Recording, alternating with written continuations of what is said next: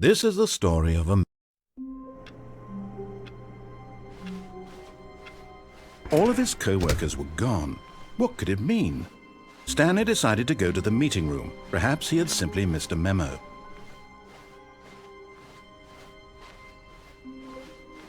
When Stanley came to a set of 2 open doors, he entered the door on his left.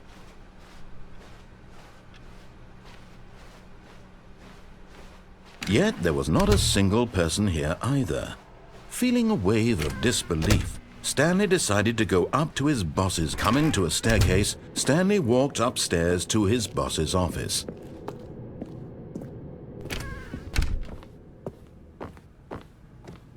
Stepping into his manager's office, Stanley was once again stunned to discover not an indication of any human life.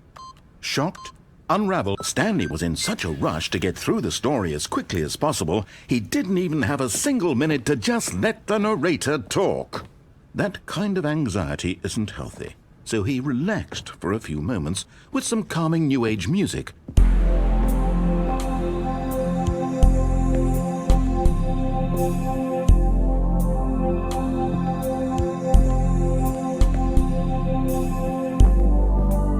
Feeling soothed and rejuvenated, Stanley calmly walked forward into the opened passageway.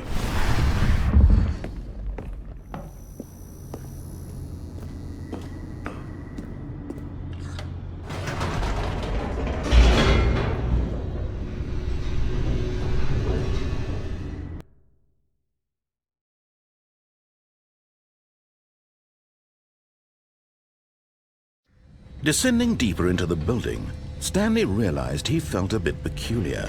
It was a stirring of emotion in his chest, as though he felt more free to think for himself, to question the nature of his job. Why did he feel this now, when for years it had never occurred to him? This question would not go unanswered for long. Stanley walked straight ahead through the large door that read Mind Control Facility.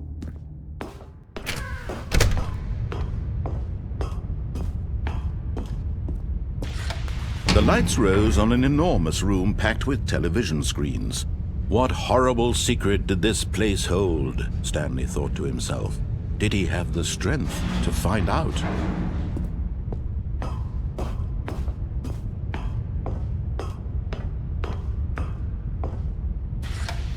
Now the monitors jumped to life, their true nature revealed. Each bore the number of an employee in the building, Stanley's co-workers. The lives of so many individuals reduced to images on a screen, and Stanley, one of them, eternally monitored in this place where freedom meant nothing.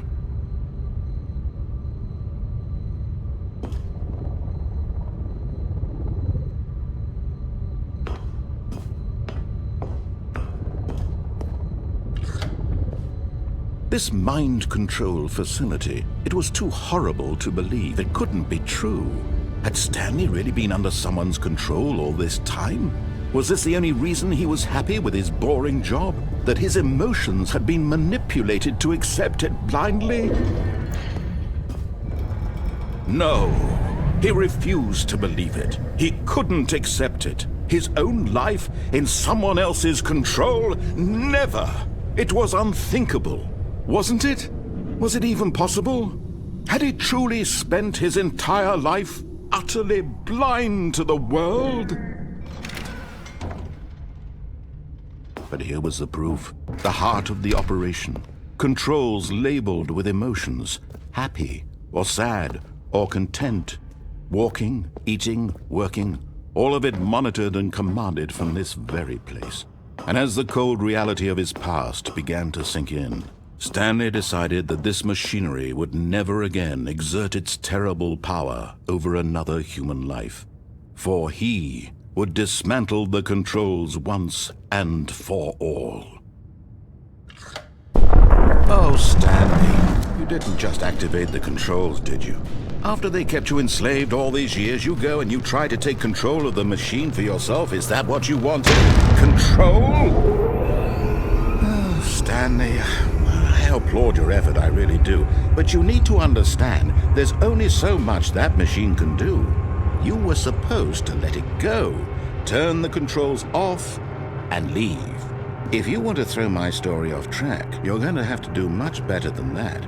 I'm afraid you don't have nearly the power you think you do. For example, and I believe you'll find this pertinent, Stanley suddenly realized he had just initiated the network's emergency detonation system. In the event that this machine is activated without proper DNA identification, nuclear detonators are set to explode, eliminating the entire complex. How long until detonation then? Let's say 2 minutes. Now this is making things a little more fun, isn't it, Stanley? It's your time to shine. You are the star. It's your story now. Shape it to your heart's desires. Oh, this is much better than what I had in mind. What a shame we have so little time left to enjoy it. Mere moments until the bomb goes off. But what precious moments each one of them is. More time to talk about you, about me, where we're going, what all this means. I barely know where to start. What's that? You'd like to know where your co-workers are? A moment of solace before you're obliterated? All right, I'm in a good mood. You're gonna die anyway. I'll tell you exactly what happened to them. I erased them. I turned off the machine. I set you free.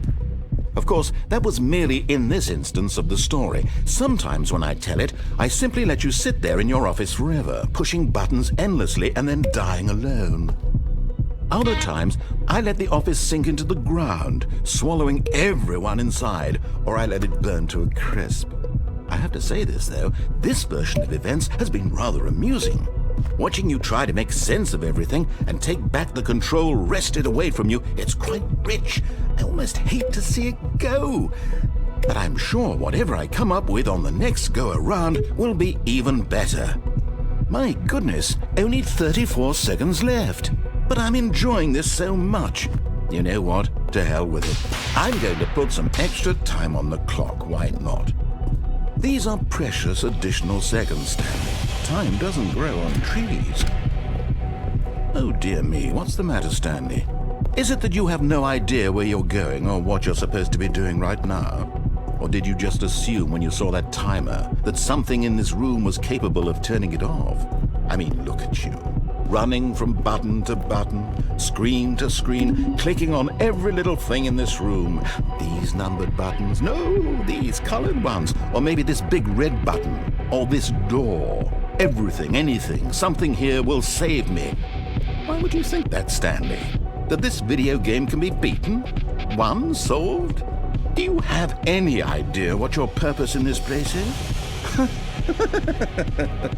Stanley, you're in for quite a disappointment. But here's a spoiler for you. That timer isn't a catalyst to keep the action moving along. It's just seconds ticking away to your death. You're only still playing instead of watching a cutscene because I want to watch you for every moment that you're powerless. To see you made humble. This is not a challenge. It's a tragedy. You wanted to control this world, that's fine. But I'm going to destroy it first, so you can't. Take a look at the clock, Stanley. That's 30 seconds you have left to struggle. 30 seconds until a big boom and then nothing. No ending here, just you being blown to pieces. Will you cling desperately to your frail life, or will you let it go peacefully? Another choice. Make it count, or don't. It's all the same to me, all a part of the joke. And believe me, I will be laughing at every second of your inevitable life from the moment we fade in until the moment I say, happily ever after.